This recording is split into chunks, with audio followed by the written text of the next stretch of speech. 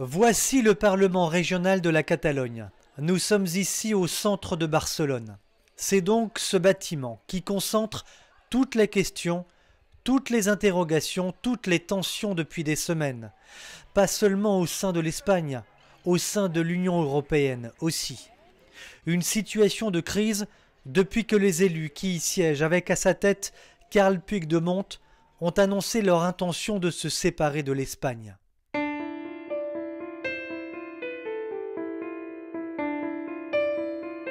Point de départ de la crise, un référendum organisé le 1er octobre dernier et qui aurait donné vainqueur les séparatistes. Mais ce référendum était illégal au vu de la constitution espagnole.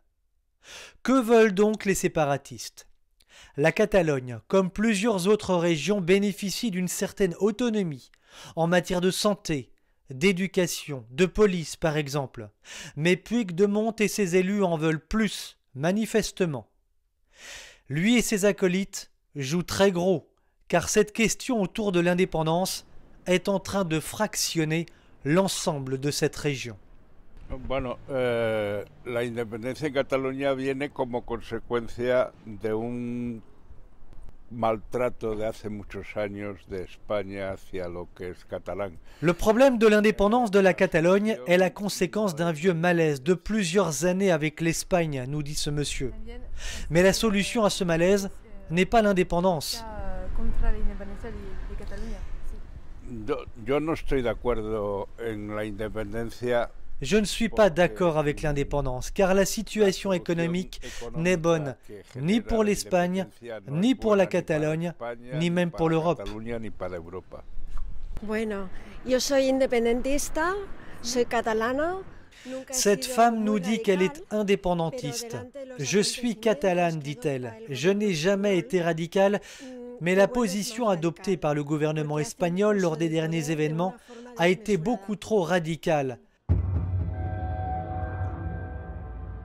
De fait, beaucoup reprochent les mesures brutales prises par le gouvernement Rajoy lors des manifestations de ces derniers mois. Emprisonnement de certains pro-indépendantistes, violences policières dans les rues de Barcelone lors des manifestations réclamant la séparation, il y avait sans doute mieux à faire. S'il n'est pas possible pour Madrid de ne pas réagir face à cette volonté d'indépendance, c'est parce que Barcelone est un poumon économique, de luxueux quartiers et notamment son aéroport avec un incessant trafic aérien. La Catalogne, c'est près de 20% du PIB de l'Espagne. On sait que depuis le référendum, des centaines d'entreprises ont fait évacuer leurs sièges sociaux vers d'autres cieux. Pour mieux comprendre les enjeux d'un dossier très complexe, nous avons rendez-vous à Barcelone avec Francisco Segarra, publicitaire. Il est aussi l'un des dirigeants d'un nouveau média espagnol opposé à la séparation. Pour lui, il y a 40 ans que les séparatistes manipulent l'opinion. La presión es tan fuerte por varios motivos. La pression est forte parce qu'elle est due à plusieurs facteurs.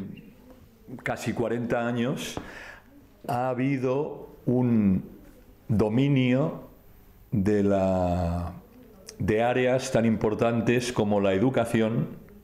Pendant 40 ans, l'éducation, les médias et les financements étaient dans la main du gouvernement catalan qui est séparatiste. Il ne le disait pas. Que han financiado una educación. Deforman la historia. C'est pour cette raison que beaucoup de jeunes ont été déformés. Ils ont déformé l'histoire. Ils ont fabriqué des indépendantistes avec l'excuse que la langue, on peut la perdre et qu'il faut donc la protéger. Por ejemplo, el catalán es una lengua que se puede perder. Pero esto es apartando todo lo que suena español.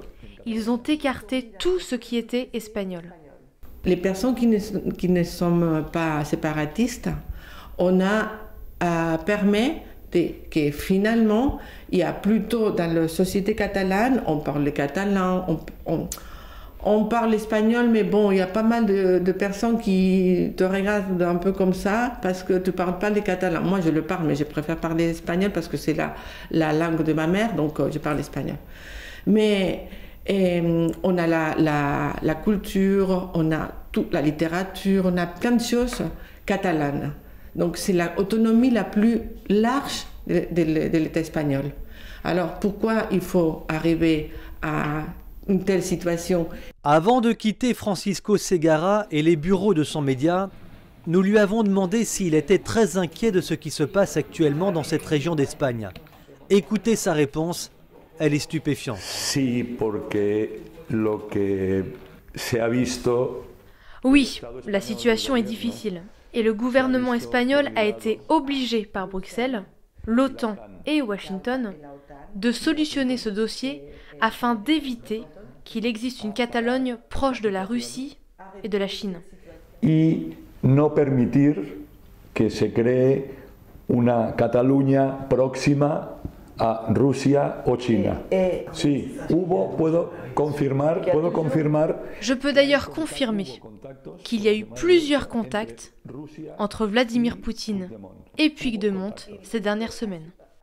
Pour Francisco Segarra, comme l'ont fait les Européens, notamment avec l'Ukraine, Poutine chercherait maintenant à leur répondre en créant à son tour un foyer de conflit dans cette partie de l'Europe et pourquoi pas une sorte de base avancée de la Russie. Pour être tout à fait complet sur ce dossier, il faut dire que ce mouvement indépendantiste est un mouvement organisé et soutenu par la gauche et l'extrême gauche catalane, mouvement qui n'a jamais dit véritablement son nom et qui milite activement pour l'accueil de migrants ici sur le territoire catalan. Dès 2015 d'ailleurs à Barcelone, des manifestations monstres ont eu lieu réclamant l'accueil de milliers de migrants sur le territoire catalan. Alors maintenant, il va falloir que l'Europe de Bruxelles joue très fin, très serré sur ce dossier pour ne pas davantage exacerber les tensions régionales, car ce pourrait être un élément supplémentaire de fragilisation de l'Europe.